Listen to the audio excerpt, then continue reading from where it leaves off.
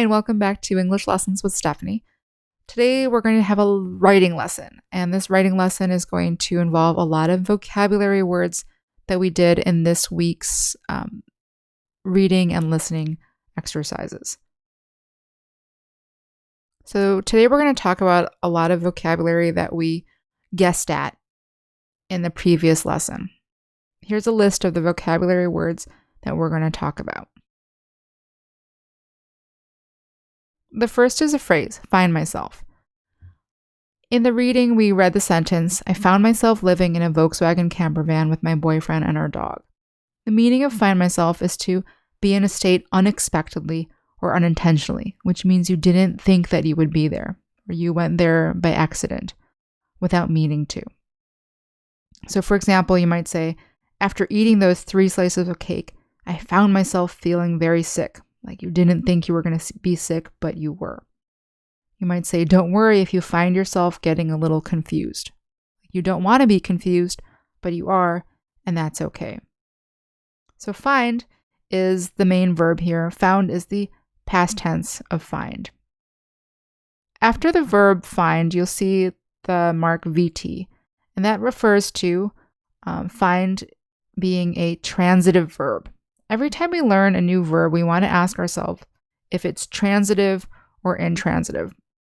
There's a separate grammar lesson, grammar video on that. But basically, a transitive verb needs to be followed by an object. So you can't just say, I find. You have to say, I found something. I find myself. So to use this verb correctly, find, it always has to be followed by something. Okay. The next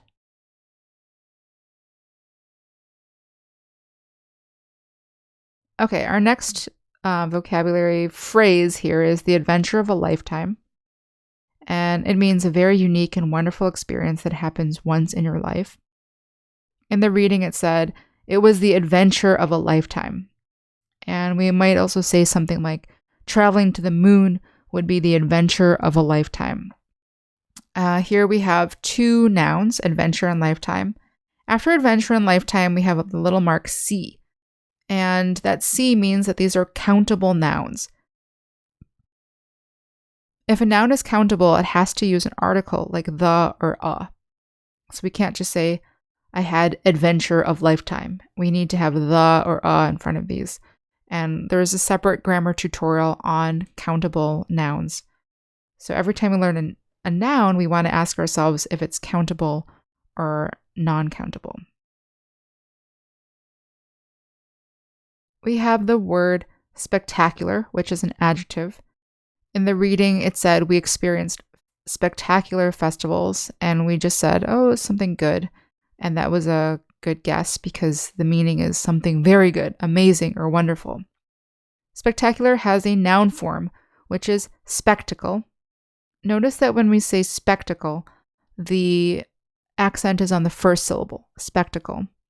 And the adjective form and the adverb form, the accent is on the second syllable, spectacular, spectacularly. So we could also say he made us a spectacular meal last night, or Paris at night is spectacular. As a noun, spectacle means something amazing. So for example, you could say, the musical or the opera was such a spectacle. It was something amazing to look at. Random is also an adjective. It means something happening without intention. In the reading, she said, we learned random things. That means you learn things that you didn't mean to learn. You didn't go to a class, you just happened to learn them. It just happened to you. So you could say, we went to a movie theater and chose a movie randomly, or she has a random schedule. She might work in the mornings, afternoons, or evenings. So if you look at this word family, we've got the noun form randomness. This is a non-count noun. That means we don't use an article in front of it. There's no a or no the. Randomize is a verb. It is a transitive verb, meaning it has to be followed by an object. So we can't just say he randomized.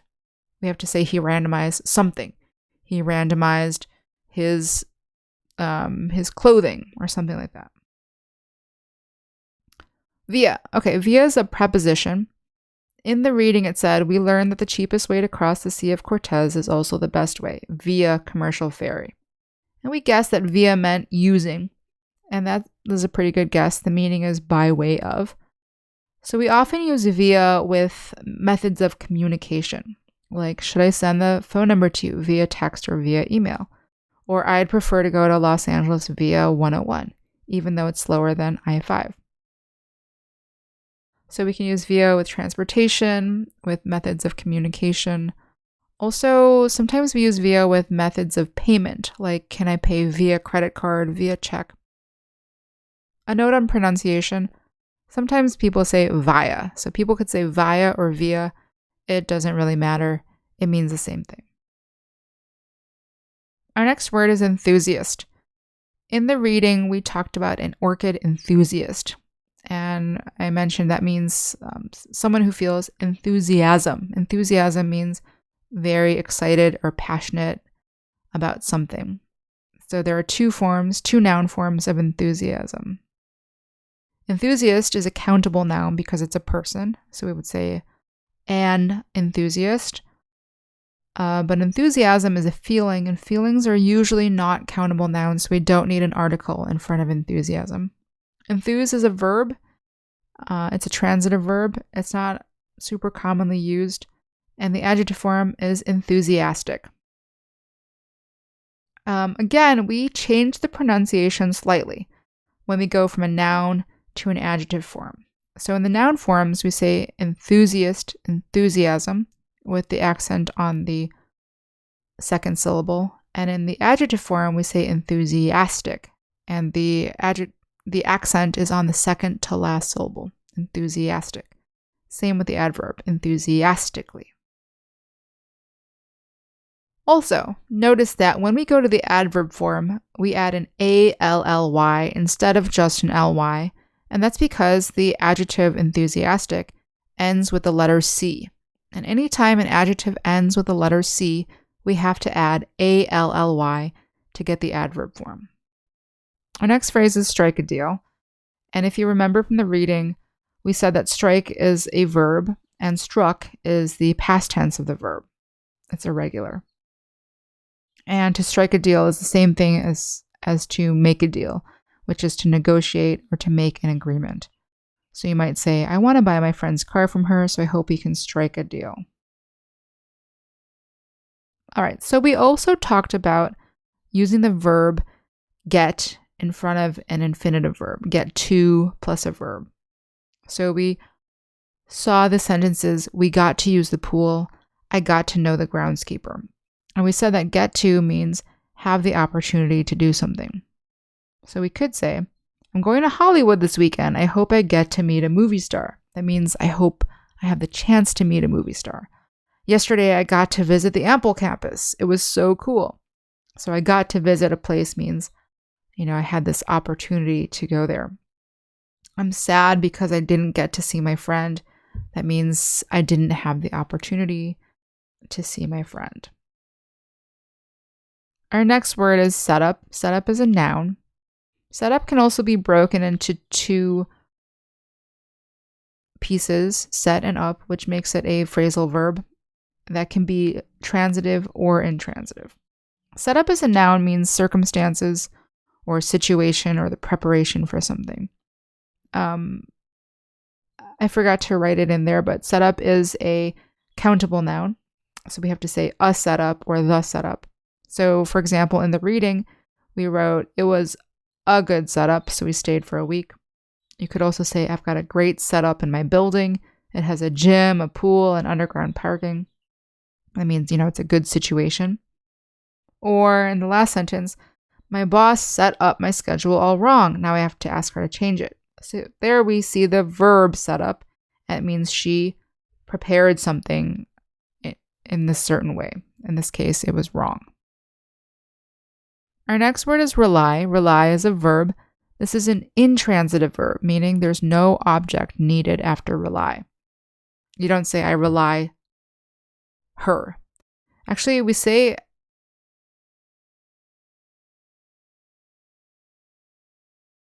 the meaning of rely is to depend. or to need something. In the reading, it said the Costa Rican economy relies heavily on tourism. You could also say, I won't ask my brother for help. I can't rely on him for anything. Or we can use an adjective form. The bus is very reliable. It is always on time. And if you look at the first two sentences, you might notice that we have a preposition after rely. Relies on tourism. Rely on him.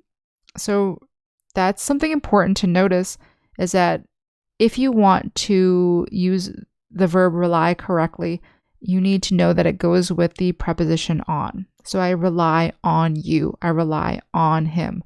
Or we rely on each other. And it's very similar to the verb depend, because depend also uses the preposition on after it. I depend on my phone, or I depend on my job. Our next word is rewarding.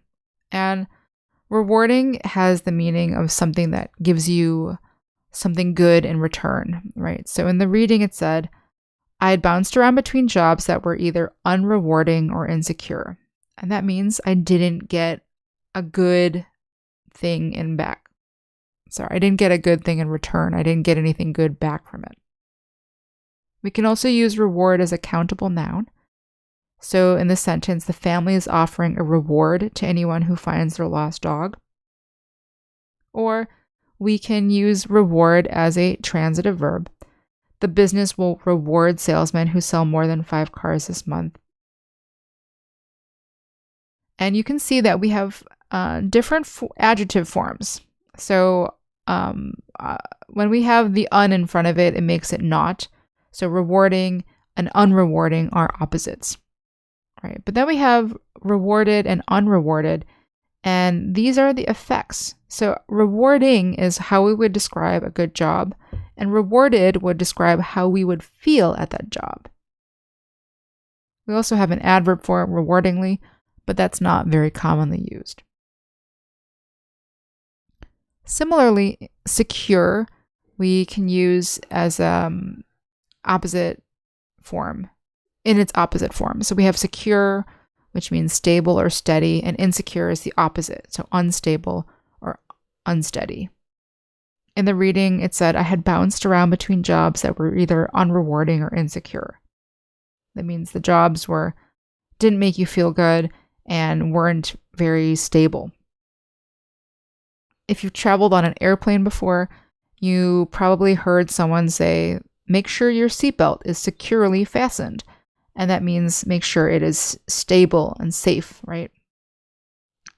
Security can also be used as a non-count noun. So we can say financial security is important to most people. That means you want your finances, your money, to be stable and steady. Next, we have the adjective motivated. As you can see here, there are 3 different adjective forms of motivated. There's motivated, motivating. So motivated is how you feel. Motivating is the cause. And then we have motivational, which is similar to motivating. There's also a noun form, motivation, which is non-count, and the transitive verb form, motivate. So motivated means you're eager or excited to accomplish something. You're eager and happy to succeed at something. So in the reading, it said, he was a motivated student and grateful for my assistance. So a motivated student is someone who is really excited, someone who really wants to accomplish something. They want to study and they want to get good grades, or really they want to learn. We can use it as a noun form here. Money is his motivation to get a new job. That means that's the reason why he wants to get a new job, the reason why he wants to accomplish something. And here's the verb form in a sentence. Fear of being alone motivated him to get married. So motivate, because it's a transitive verb, you have to motivate something, right? There has to be a word after it. Here's the adjective grateful. Grateful means appreciative. There's no verb form, and there is a noun form, gratitude. So they're pronounced pretty differently, gratitude versus grateful. And in the reading, it said, He was a motivated student and grateful for my assistance. And that means he appreciated my help. I was grateful to her for lending me her car, right? We appreciate when someone gives us their car to use. Here's the verb enrich. Enrich means to make someone rich or to make them wealthy. And it doesn't just have to do with money. It could also be to improve someone or something. So, for example, the reading said, English connects us with individuals of other cultures and helps people to improve and enrich their lives. That doesn't mean it helps them to make more money, even though in the reading it does, but it means it makes their lives better. So I can say, for example, learning music enriches my life. That means it makes my life better. Or knowing this person enriches my life also. Or watching this movie enriches my understanding of this culture. And finally, we have the noun privilege. Privilege means a special advantage. In the reading, it said, it has been my joy and privilege to teach a skill that also allows me to share my love of languages. And that means it's like so special. It's something special that I can do this. We can also use the adjective privileged. That means someone who has a lot of special advantages. So we often say, oh, this wealthy neighborhood is full of very privileged families. That means families who have a lot of special advantages. Maybe they're rich and they're powerful and they can do whatever they want. We often talk about privileged populations, privileged people.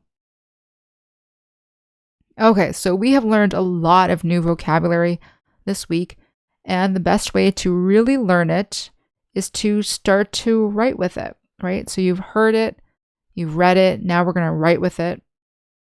So you should try and write a sentence using each new vocabulary word.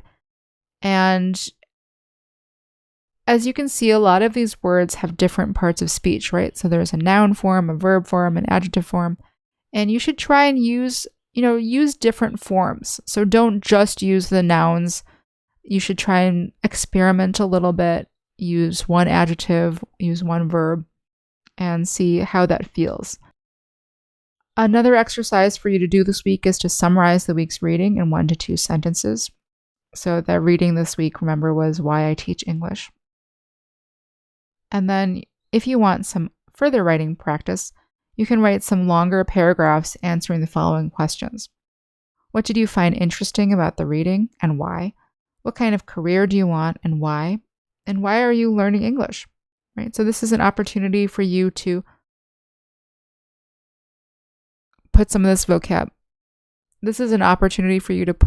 vocabulary to good use and to try out new things. And when you're done writing, you can give it to a friend to look at. You can share it with someone else. Maybe you know someone who's also learning English, or maybe you know someone who speaks English as their first language.